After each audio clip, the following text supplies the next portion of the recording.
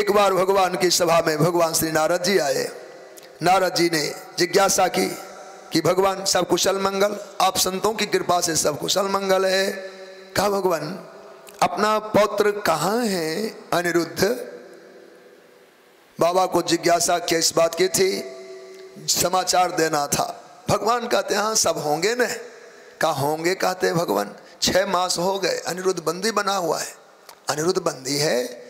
पूरी जो घटना सुनाई तो तत्काल नारायणी सेना लेकर भगवान आज बानासुर की नगरी पर चढ़ाई किया। शिव भक्त हैं वो, 1000 भुजा है उसके पास।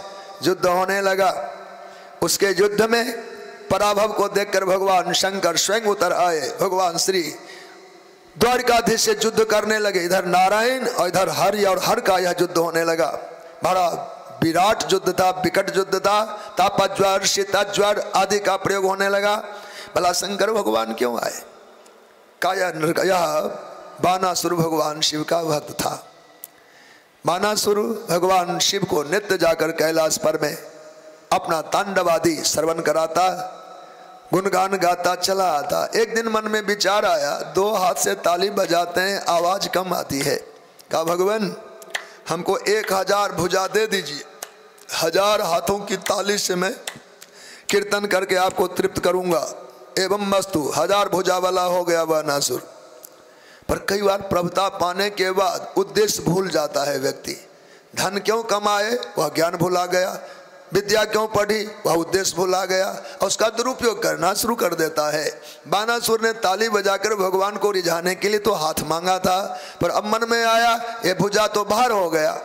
आज आया है हिमालय पर, पीठ में खुजलाहट हुई, जहाँ ही पीठ में ऐसे घसीटे लिए हिमालय कांप उठा।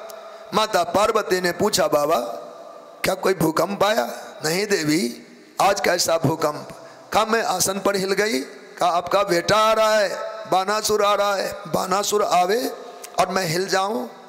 कहा वो समान बल नहीं है, विशेष बल वाला बालक है।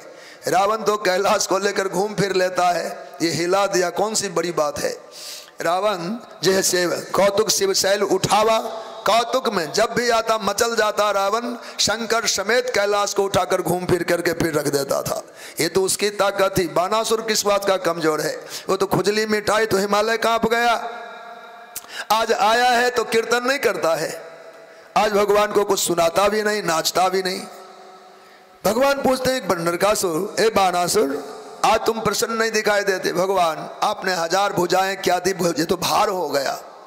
अच्छा दिया तो भजन के लिए, पर भजन के साधन को भार मानते हो तो जाओ, भगवान का अवतार होने वाला है, तुम्हारा भार उतार देंगे। आज भगवान ने उनका भार उतार दिया। युद्ध में भगवान शिव विरोध में आ गए, जंभास्त्र का प्रयोग किया, उन्हें नींद आ गई। नींद में ऊँघ रहे थे, तब तक भगवान सुदर्शन चला करके 998 भुजाओं को छेदन किया। मृत्यु भय के कारण उस समय कोटराज उनकी मां है बानासुर की उपस्थित हो जाती विभत्स वेश में। भगवान ने आंखें मींची, युद्ध का विश्राम हुआ। भगवान चाहते तो उन बानासुर का वध ही करते, पर नहीं किया। क्यों नहीं किया? भगवान सुखदेव कहते राजन जब से प्रहलाद ने भक्ति की है, दैत्य कुल पर भगवान को दया करुणा अधिक बढ़ गई। प्रहलाद को वरदान दिया, बेटा तुम्हारी भक्ति से मैं ऐसा रीझ गया हूं कि दैत्य वंश में अब किसी का वध मैं नहीं करूंगा। ये वरदान मिला। इसका आशय क्या है प्रेमियों? अपने जीवन में समाज का, कुल वंश का, परिवार परिजन का इतनी भलाई करके जाओ कि आगे आने वाली पीढ़ियां, आपके बच्चों को आदर मान मिलता रहे।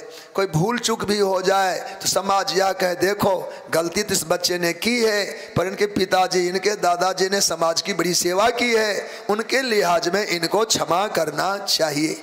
अब देखो पूर्वजों के त्याग बलिदान और सेवा के बदले आपके पीढ़ियों के बच्चों को सम्मान मिलता है, सुरक्षा मिलती है और क्षमादान मिलता है। इस न्याय से समाज में सदा सर्वदा सबकी सेवा का दायित्व निभाना चाहिए और उपकारी बनकर जीना चाहिए। प्रहलाद की भक्ति से आज महाराज बानासुर को जीवन रक्षण मिला। क्यों? पूर्वजों ने उपकार किया, भगवान को जीत लिया है अपने भक्ति बल से, इसलिए उन्होंने वचन दिया तुम्हारे वंश में किसी का वध नहीं करेंगे। ये अद्भुत चरित्र है।